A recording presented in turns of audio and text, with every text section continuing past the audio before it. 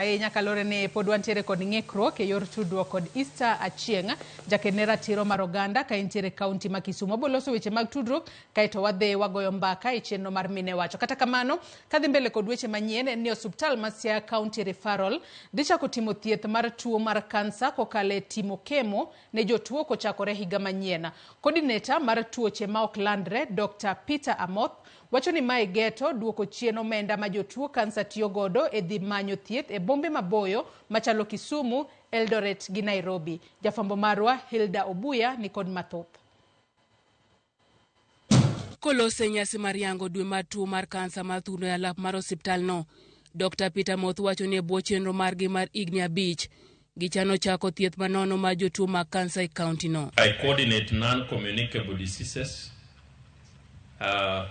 Non-communicable diseases include diseases like cancers, hypertension, diabetes, mental health, sickle cell disease, arthritis, and such like.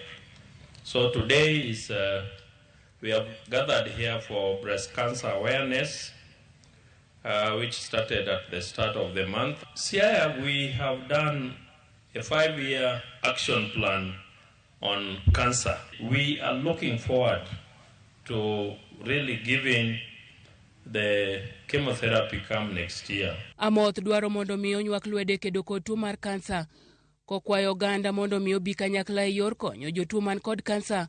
Olero ni tuo mar Kansa chalo mana gi tuo moro amora e pacho ka, kendo nyaka jotuo mi era kod kony madwarore. Our theme, all of us have seen that it is no one should face breast cancer alone.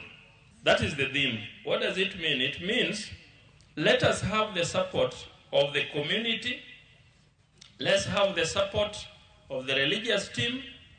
Let's have the support of the government. Let's have the support of even the medical fraternity. That means if all these are joined together, we shall not lose a patient. Again, I want to reiterate, I want to emphasize that there's a need that all of us register with SHA. Korka kore jalup commissioner e county ma Siaya Robert Ngetich ojiwo oganda mondo mi odhi e pim mar tuo mar Kansa e yor geng'o weche go mag thoe mikelo kod tuo mar Kansa.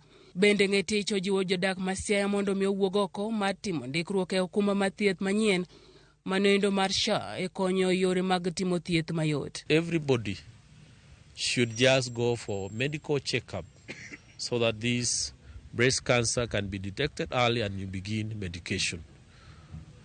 I'll urge everyone that this message should not end by today taking a walk and raising awareness. It should be a continuous exercise, be it in your various fora. And I'll urge people also to register for SHA, because that will be the only, because in that SHA, there is a provision for the critical illness. Part of the critical illness is cancer. So I'll urge people just to register for you to benefit from that treatment. And this will ameliorate the cost that you're going to incur if you are to meet the cost of medication. Penina Bwogo en achielo kuom jogo mane ni kod tuo mar Kansa mar thuno, obwongo kod adundo mane bang'e yudo thieth mochango.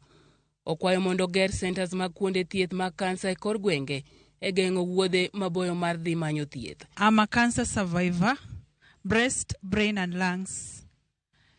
I was diagnosed in 2018, breast, then 2021 I had a recurrence on the brain and lungs. But I'm very grateful for you people to be here, because I didn't know that the number will be such a big number. I'm very grateful. Once we are here, my prayer is, as the County Assembly of Siaya, we are just requesting a Siaya patient. At least we have a chemotherapy center here, because going to Kisumu and Eldoret is hectic for us. Chakruok mar chenro ni oyang ni dhi kelo fuong'ruok maduong' ne jodak makono e okang' mar kelo chenro machiegni kod jopiny. Hilda Obuya, Ramogi TV. Mogia Juanga singo nini bang' loso weche mag tudruok makoni kod kocha to bobedo ka waduogo kod twaka e chenro mar mine wacho kama ntiere kod wendo e county ma Kisumu.